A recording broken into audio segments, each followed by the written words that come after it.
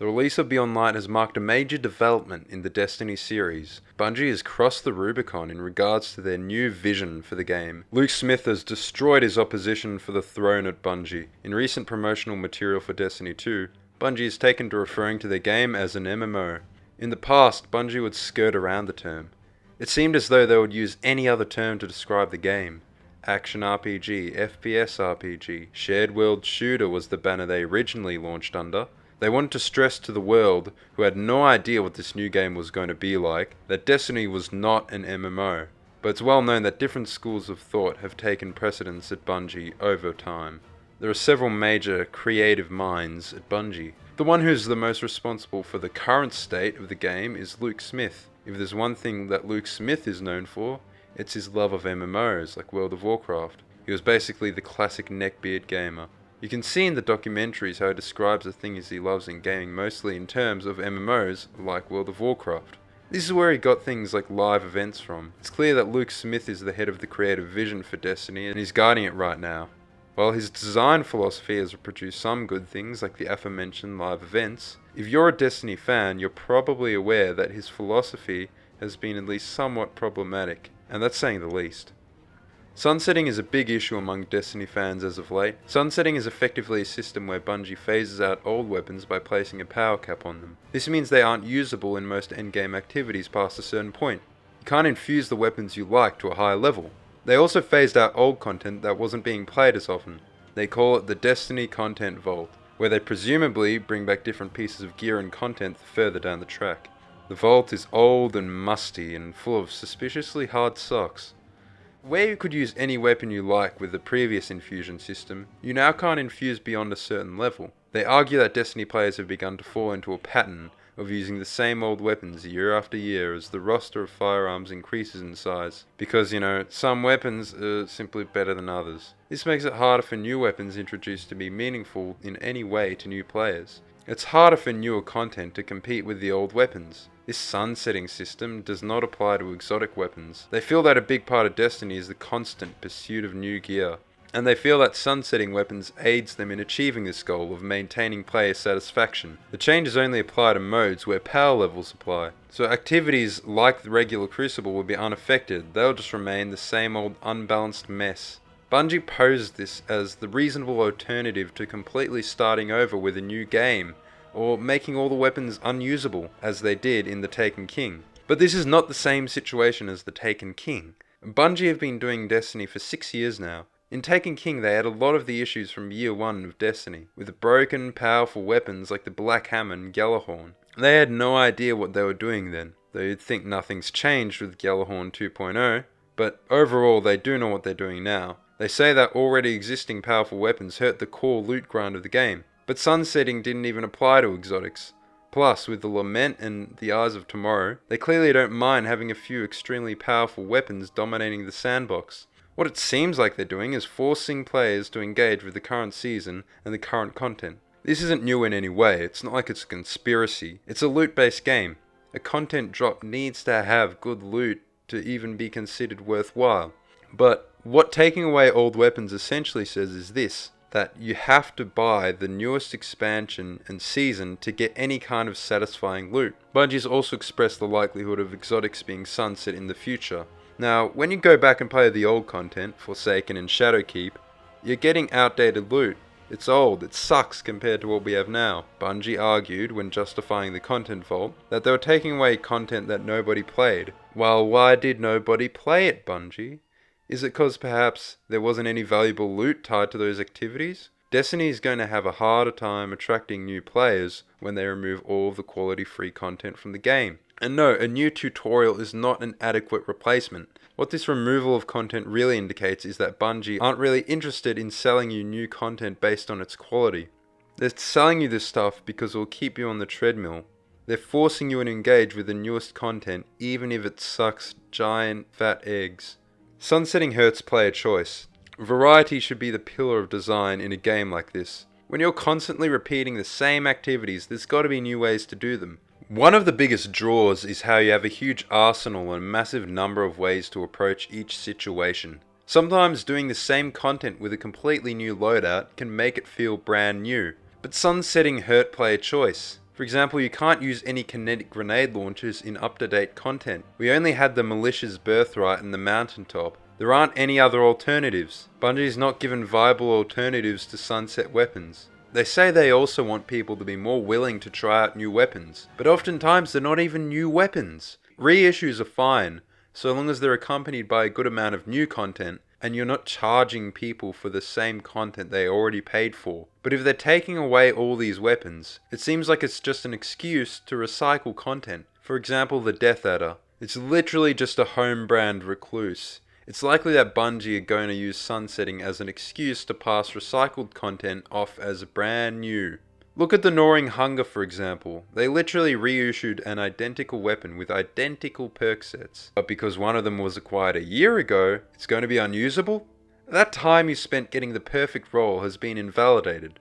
Why?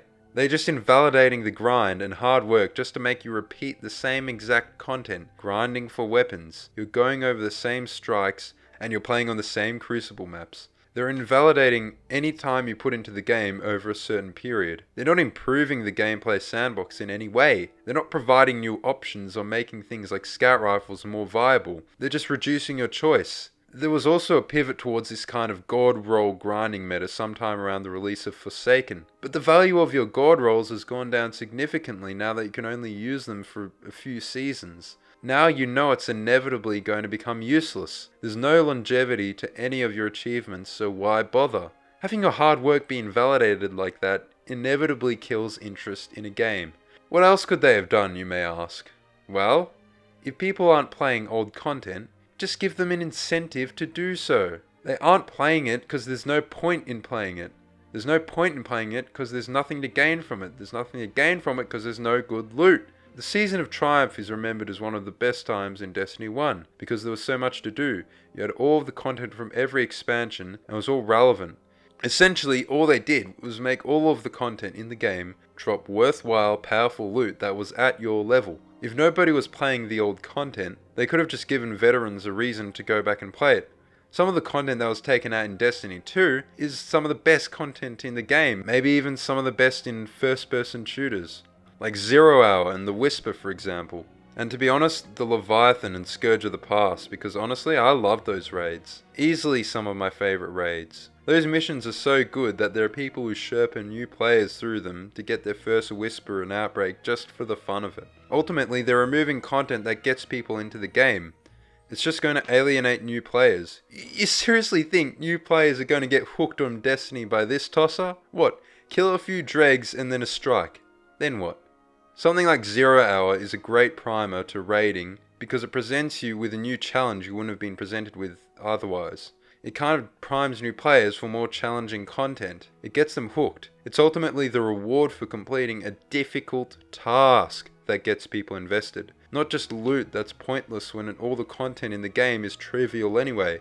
Remember year 1? It's actual missions and levels that make up the content of a game.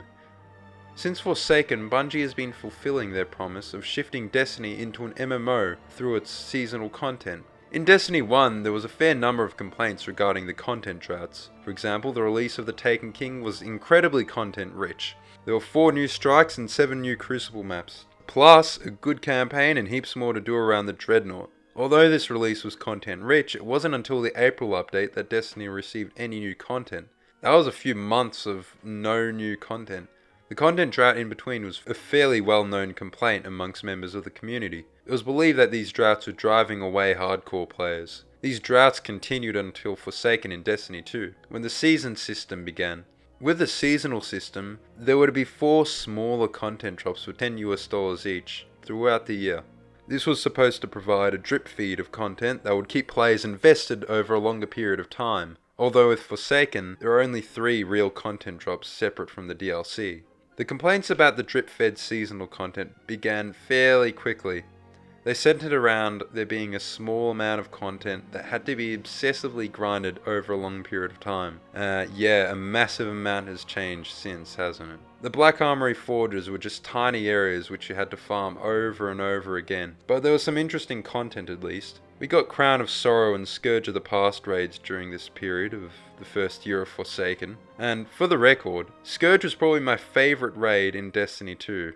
Honestly, it only got worse. Last year we got Shadowkeep, which as a DLC was very mediocre, but at least it was $35 and was accompanied by its very mediocre season. We did get Season of Dawn during this year, which had an activity similar to the Menagerie. Season of Dawn was quite decent, but still far from great.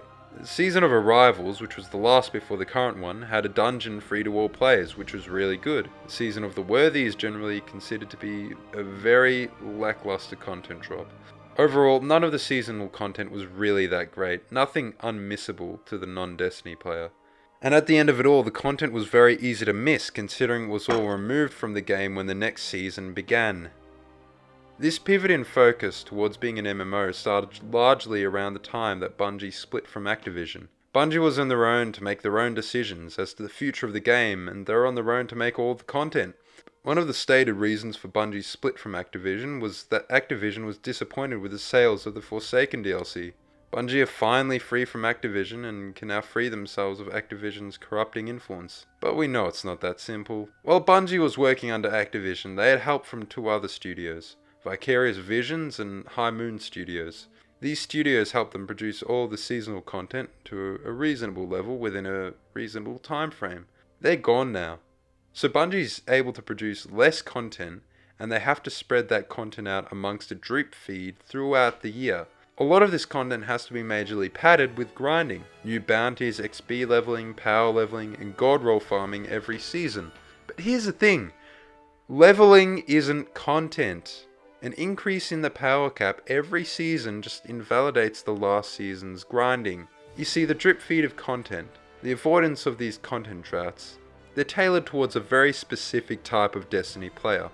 At the launch of Destiny 2, the game leaned in far too heavily to newbie players but had no real reason to keep playing. There were no random rolls, so you only had to get a weapon once. There was no point in ever doing an activity more than once, really. The Red War campaign was satisfying enough for a first-time playthrough. The leveling curve was finely tuned and the game had enough distractions and side activities to keep the game fresh. This is why the game received such high scores from the critics. But once you reach the end game, you realize just how shallow it was. There was no reason to keep coming back. Destiny 2 at launch leaned far too heavily into the casual audience, to the point where it was unsustainable. But now, I feel, Destiny is leaning in the opposite direction too much. They're relying far too heavily on the addicts, the whales, to the point where it has become unsustainable. Now, bear with me on this one. There are undoubtedly people who play the game as a living. Streamers and content creators are a part of that. But there are also people known as whales, who dump massive amounts of time and, more importantly, money into online games. Now, I believe that it is not uncommon for the priorities of these players to not align with those of the majority of the player base. For example, this recent take by Glad on Twitter, which he was rightfully criticized for. There are also some other takes by streamers like Sweatsicle that are just out of touch with the average player. And keep in mind, I have absolutely nothing against these people. It's perfectly fine to love a game and want to play it every day. But I believe that these people, the content creators, have had undue influence on Bungie. They are, after all, the loudest voices. Now, I understand that it makes sense for Bungie to want to reward their most dedicated members of the community, and any developer should listen to their fans. That's common sense, but just as leaning into casual players too heavily alienated everyone else, leaning into hardcore players too heavily will alienate anyone who isn't a hardcore player. And that's not good for the sustainability of a game.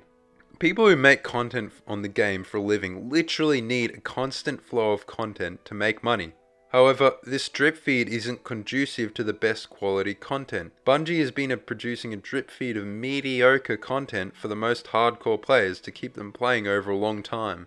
There is also the fact that the game is free to play and Bungie have to monopolize the player's time. If you're interested in this concept, I made another video covering this strategy of monopolizing the player's time. It covers that idea in far greater detail than I can here.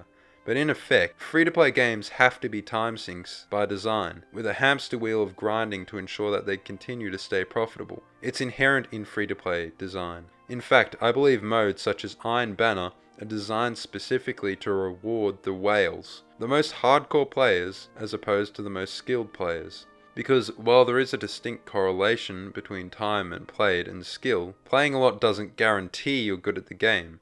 There are some people who are highly invested in the game and play several hours daily, but simply aren't very good against enemy players. And that's fine, but Iron Banner seems almost especially designed for these kinds of people. And I'm not really a fan of Iron Banner. It confers you a benefit based on your power level. You are literally stronger, not because you're better at the game, but because you have more time to sink into the game. You have less time at work, less time at school. I think it's absolutely on purpose that it's the most solid pinnacle source every season, dropping 4 pinnacle rewards every time it shows up. There is no other mode which offers this much incentive to play. It forces you to grind out its slow bounties if you want a chance at good loot in a season. If you're underleveled, things like your Titan shoulder charge don't kill in a single hit. And before you say anything, the ability is balanced around being able to kill in a single hit. And yes, I do use shoulder charge, how could you tell? Bungie have been unable to maintain these regular content drops to consistently high quality. There isn't really enough content in any of them to warrant the price they're sold for. Yes, $10 isn't a huge amount, especially for an adult who is earning their own money, but it's about the potential alternative uses of that money. There are plenty of great indie games which give many more hours of entertainment available for $10. It's almost a show of entitlement on behalf of Bungie that they think these Wrathborn hunts are worth the same price as these games. An MMO is a massively multiplayer online game. They need to be huge. That's part of the design. It's part of the appeal. You know, the appeal of games like World of Warcraft on launch was the massive size of the world and how the said world was populated with many players. With a dedicated player base and a model built on grinding, there needs to be a reasonable amount of content to grind. Now, I'm not saying other games do this perfectly, but Destiny seasonal drops are just minuscule. Without High Moon and Vicarious Visions, the seasons are just extremely lacking. To be fair, the art and music in Destiny content is at an incredibly and consistently high standard, which would inevitably slow down development, not to mention their engine issues. The truth is, Bungie just can't produce enough content at the current rate they're going. Beyond Light had 1 new strike and 1 recycled one. No new Crucible maps and no dungeon or anything like that. Not to mention the price tag did not include the season. Bungie should focus on adding more value to their major content drops instead of this drip feed focus. They should add more challenging content if they want to attract hardcore players. They could at least scale down, maybe 2 to 3 seasons per year. I understand that they're trying to keep the hardcore player base happy, but content droughts are inevitable. There will always be time between the end of the content drip feed and the start of the next season, when not much is happening. Wrathborn hunts alone aren't going to last you until February. My advice, just play another game. It doesn't mean you can't come back to Destiny, and it doesn't mean you've given up the game. There are hundreds of great games out there for you to play, and plenty that you can get for the same price as a season. This seasonal content model is ultimately alienating new players. It's been known for a while now that the new player experience for Destiny 2 has been pretty poor since New Light. New players have no idea where to go or what to do. Like I said earlier, the Shaw Han stuff isn't enough. Criticize the Red War all you like, but it did a thorough job showing a brand new player the game mechanics and introducing the enemies and the world. Just imagine explaining the new content to a player now. You're halfway through a story. There's no way to go back and play the previous chapters to find out who these characters are. A newbie starting now was never introduced to Saint 14, Anna Bray, or Osiris. They may know who Crow is, because at least Bungie didn't remove Forsaken from the game. They can go back and play Destiny 1 if they really want to be caught up on Varix and the Exo Stranger, but they can't go back and play all the old Destiny 2 content. This is the opposite of their approach at launch. The game in its current state alienates new players. Destiny, I feel, is going to lose interest in because of this. Yes, I know, that's a little absurd saying this in a world where we just had the most day 1 participants in a raid ever. The core player base is definitely engaged with the game, if a little unhappy with the direction of the game, but saying that Destiny fans are not thrilled about Destiny's current state is like saying water is wet. I don't think the Destiny player base is expanding as much. Look at the interest Beyond Light gets in terms of views and searches. And I know that's not everything, by any means. Compare that with the previous expansions. Do the same with the most recent season compared with the previous ones. Destiny is just managing to keep its player base happy, but they're not finding any new audience. They're not attracting any more potential Destiny players. That's just unsustainable. The state of Destiny is going to look like a shriveled scrotum at this rate in a few years. Bungie needs to target an audience somewhere in between. They need to be just a little more moderate. Thanks for watching. Let me know what you think in the comments. What do you think of Beyond Light and the Destiny seasons? I think the community opinion for Beyond Light has changed since the launch of the raid. If you agree with my assessment in this video, definitely thumbs up, subscribe, and without even a hint of hesitation, destroy that notification button. If you disagree, leave a like anyway. Oh yeah, and let me know why in the comments. Thank you all for watching, and goodbye.